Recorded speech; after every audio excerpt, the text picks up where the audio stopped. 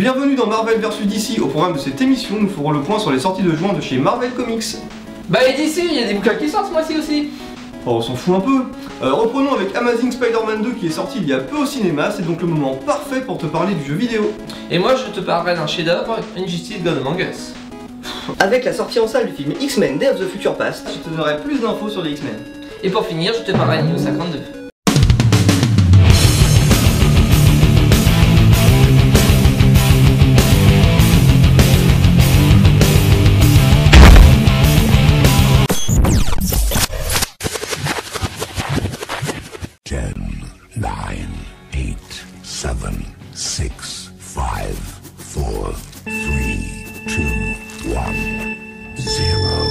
Le quatrième numéro d'Infinity sortira en kiosque ce mois de juin et s'étendra sur les numéros 12 des séries Spider-Man, Avengers Universe et Uncanny Avengers 2. Alors pour ceux qui ne connaissent pas Infinity, il s'agit d'un gros event Marvel, mettant en scène Thanos, un de mes personnages favoris, dans un plan d'invasion de la Terre alors que celle-ci est affaiblie. En numéro 12, on aura aussi le droit à Iron Man 12, avec à l'intérieur le premier épisode de la mini-série Hyper Velocity. X-Men 12 aussi avec un beau patchwork de séries mutantes, All New X-Men, Cable X-Force, Amazing X-Men et X-Men Gold. Toujours du côté des mutants dans Wolverine 12, Wolverine doit repousser les ninjas de la main pour affronter Sabretooth. Dans ce magazine aussi, une aventure où Wolverine et Cyclope font équipe pour affronter les Sentinelles. Dans X-Men Universe 12, les membres féminins des X-Men doivent affronter la nouvelle Lady Deathstrike. Wolverine commence une nouvelle saga et Uncanny X-Force affronte Cassandra Nova, plus un épisode de Gambit et le retour de Longshot. Dans Iron Man hors série numéro 4, on apprend davantage de choses sur la saga des armures numéro 2. Marvel Collector 2, Spider-Man, Dr Octopus année 1.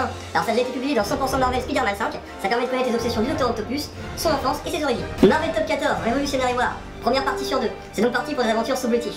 Cela signe le retour de Marvel United Kingdom. Marvel Univers 5, le soldat d'hiver. Bon bah là c'est clair, surfant sur le succès de Captain America 2 The Winter Soldier, on retrouve Bucky Barnes dans une saga complète. Spider-Man Univers 10 Alpha, dans lequel on retrouve la mini-série complète Big Time. Dans X-Men Extra 101, on retrouve la deuxième saison de X-Men Forever, scénarisée par Chris Claremont. Et on finira les sorties en kiosque avec Ultimate Saga 4.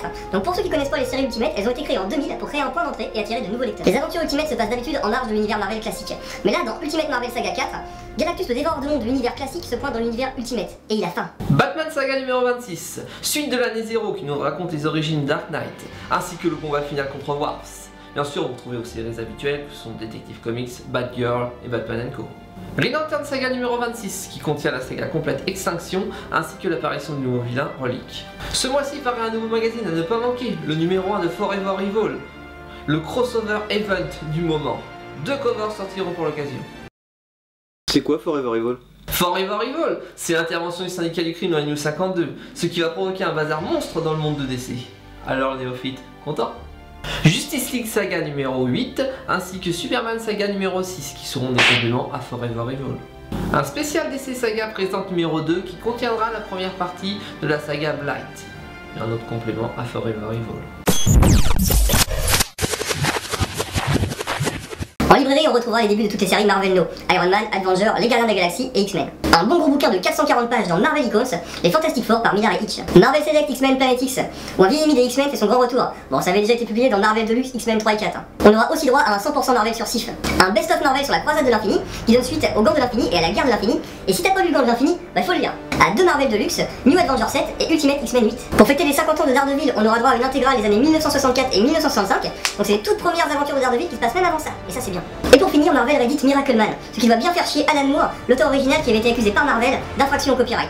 Car au départ, le personnage s'appelait Marvel Man. En plus, Alan Moore il aime pas trop qu'on touche à ses œuvres, qu'on les retouche ou qu'on fasse des coffrets collecteurs. Mais comme Marvel a acquis les droits il y a 4 ans, bah, c'est dommage pour Alan Moore. Les tomes 3 d'Aquaman, du Dark Knight et de Superman. Le tome 4 de Justice League. Le tome 4 de Geoff Jones présente Superman. Une réédition de Justice League Hearts 2 avec la première apparition du syndicat du crime. Une nouvelle édition d'Arkham Asylum, assez spécial mais culte. Du beau vintage avec Green Arrow et Green Lantern. Une bonne édition du Before Watchmen comédien, paru à l'origine en plusieurs épisodes dans le magazine du même nom. Les films à grosse licence et particulièrement les films Marvel sont souvent accompagnés d'un jeu vidéo à la qualité très variable. Développé par Binox Studio et édité par Activision, le jeu vidéo Amazing Spider-Man 2 est la suite du film du même nom, tout comme le jeu Amazing Spider-Man donnait suite au premier film. D'ailleurs, si le jeu a un bon point pour lui, c'est bien celui-là. Il est très agréable de participer à la suite d'un film par l'intermédiaire d'un jeu vidéo, surtout quand celui-ci est assez bien scénarisé et ne regorge pas d'incohérences. Le jeu apportant de la consistance au film et le film au jeu. Niveau gameplay, Amazing Spider-Man 2 est fortement inspiré des jeux vidéo de la série Batman Arkham. Malheureusement, la qualité des graphismes est bien en dessous. Faut pas comparer le caviar au pâté. Les nouveautés de ce deuxième opus sont peu nombreuses. Manhattan est plus grand, on peut jouer avec Peter Parker, et il y a même quelques nouveaux coups. Mais pour moi, les deux grandes innovations sont premièrement l'augmentation du nombre de super vilains rencontrés, qui permettent de voir des personnages absents lors des films, et deuxièmement l'apparition d'une barre d'héroïsme, qui fera de toi un héros ou une menace. Plus tu stopperas de crimes divers, moins tu te feras agresser dans Manhattan.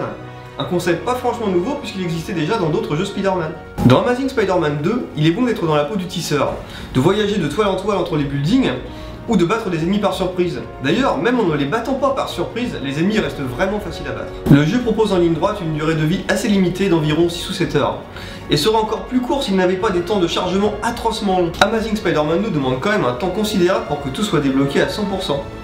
Collecter 300 comics, débloquer les affiches, prendre des photos, mais le plus sympa reste quand même les missions d'infiltration dans les planques russes, où l'on débloque les différents costumes qui peuvent monter en niveau et affectent le style de jeu. Amazing Spider-Man 2 est donc un bon jeu pour tous les fanboys du tisseur comme moi, mais reste un jeu dispensable pour tous les autres.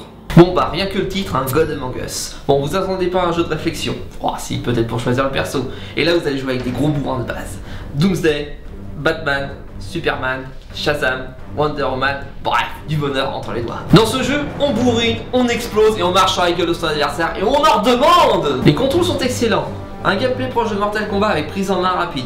Un bouton pour tataner, un pour taper et un bouton pour les coups spéciaux. Les graphismes et les cinématiques assurent et les attaques spéciales sont fun. Plusieurs modes, un mode histoire, pourri, scénario classique chez DC, une terre parallèle qui se finit en 1 heure grand max. Des défis qui sont soit très faciles, soit t'as vraiment envie de balancer la mettre par la fenêtre. Putain mais quel jeu de merde! Putain mais ça me fait chier, c'est pourri comme jeu! Aïe! Oh mais qu'est-ce que ça me casse les couilles! Un mode entraînement et un mode online où tu craques plus vite que tu joues. À l'adversaire! Et merde, encore perdu, 42e fois! À l'autre! Putain, encore perdu, 43e fois! Essayez de dégoter la dernière version avec les personnages et les costumes supplémentaires. Car question raquette, les DLC se posent bien là. Et par pitié, laissez les voix originales parce que les voix françaises. Ça, c'est ce que j'appelle une entrée. Now that's what I call an entrance. Essaie de m'attraper. Catch me if you can. Et pour les accros comme moi, il existe une version sur les téléphones portables.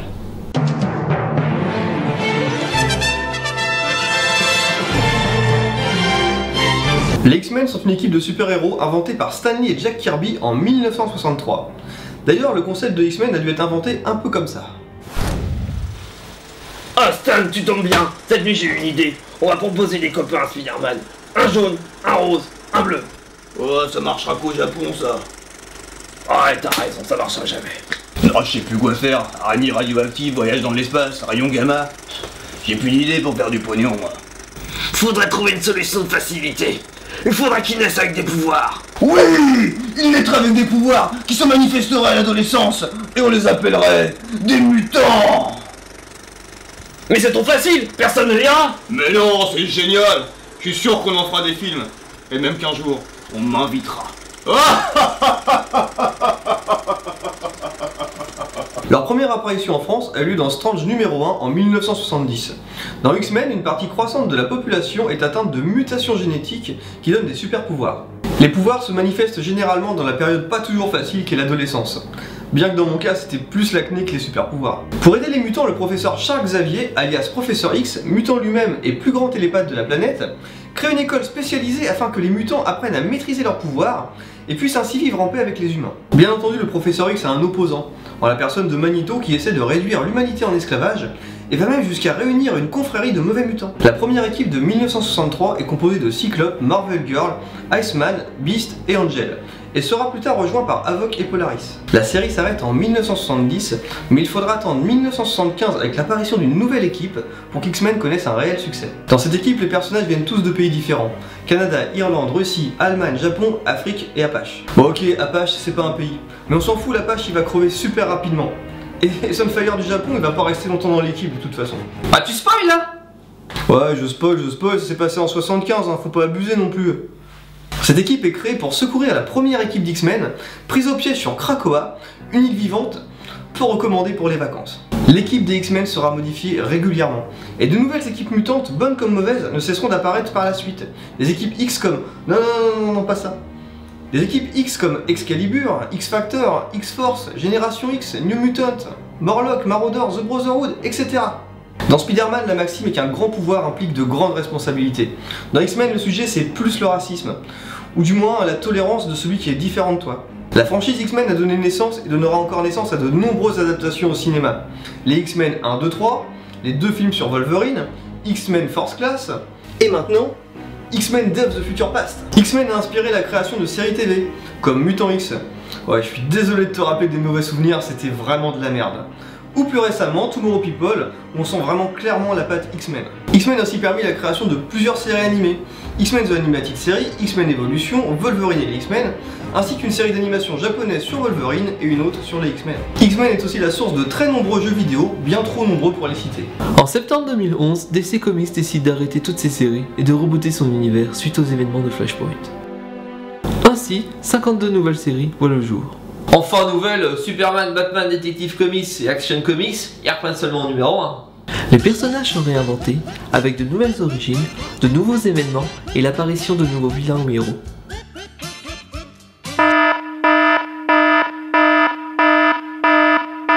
Amis collectionneurs, brûlez vos collections, car rien ne correspond plus à l'ancien univers DC. Oui, toi qui collectionnes.